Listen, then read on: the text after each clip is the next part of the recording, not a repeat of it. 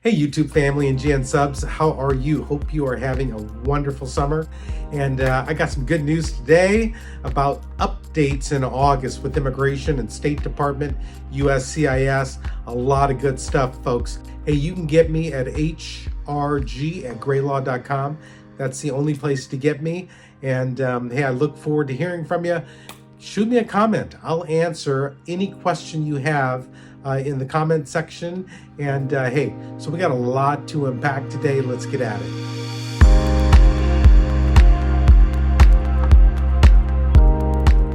I'm giving you a tip here from the International Refugee Assistance Project. There was a lawsuit that they filed, and in that lawsuit, you have what's called discovery. That's where they get evidence, they get information, right? So they got information on the wait times to get an interview at U.S. consulates abroad in general. It was really difficult to find out this information, but I put a link in the description box below here. If you want to find out how long it might take to get your interview at the U.S. consulate abroad, check this out.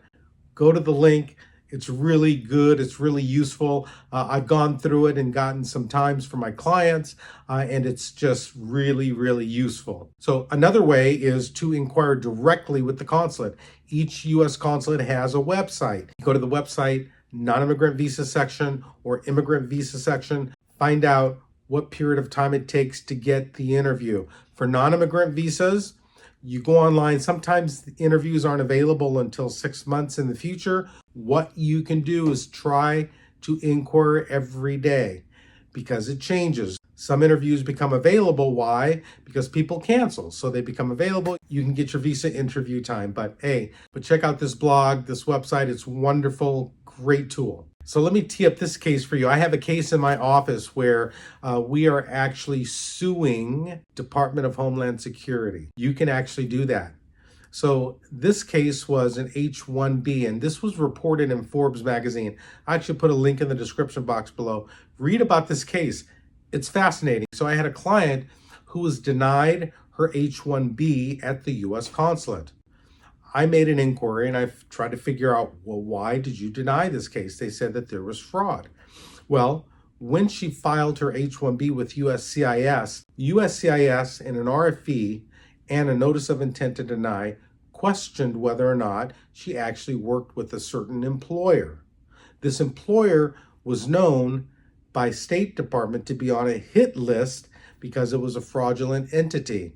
Well, my client was the victim. My client worked without being compensated, and after a year of it, she quit and she went to another employer. She then went to transfer her H1B from company number 1 to company number 2. She fought the fraud allegation. They actually approved her H1B. She went to the U.S. consulate, and the U.S. consulate denied it and said there was fraud.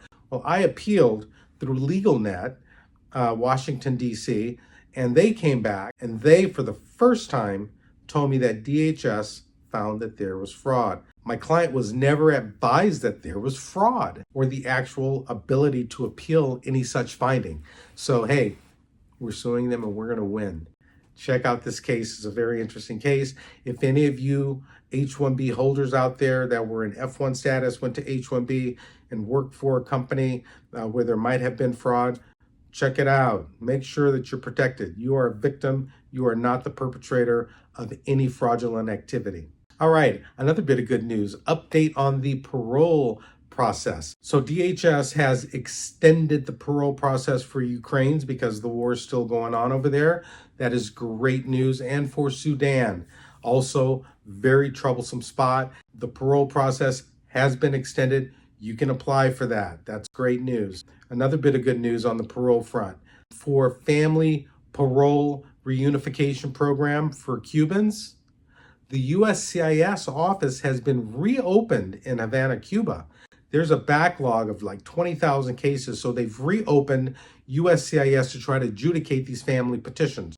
Just so you know, if you have a family member in Cuba, you're waiting for them to come on the parole program, have them go to the USCIS office, do an inquiry on that application, get it done. Get your family member here to the U.S. as soon as you can. All right, another update on premium processing for F1 student visas who are applying for OPT, STEM extensions. You can now pay $1,500 in premium process your application, and you can get the approval within 30 days. Now, just so you know, the 30-day period only applies to the adjudication of the petition until you get the I-765 approval. All right. It's going to take another 2 weeks for them to actually make the card and mail it to you. That is not included within the 30-day period. So 30 days plus a couple weeks to get the card, just so you know. All right. Hey, YouTube family and GN subs, thanks so much for watching GrayLaw TV.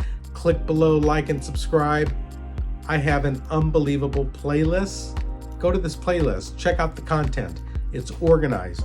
Go to my frequently asked questions. You can also get content based upon questions that were asked during the comment period. These are questions that are asked all the time. And I figured what I'd do is I'd put it together for you. Each question has a link to the video that answers that question. It's awesome. Check it out. And hey, thanks again. We'll see you next time.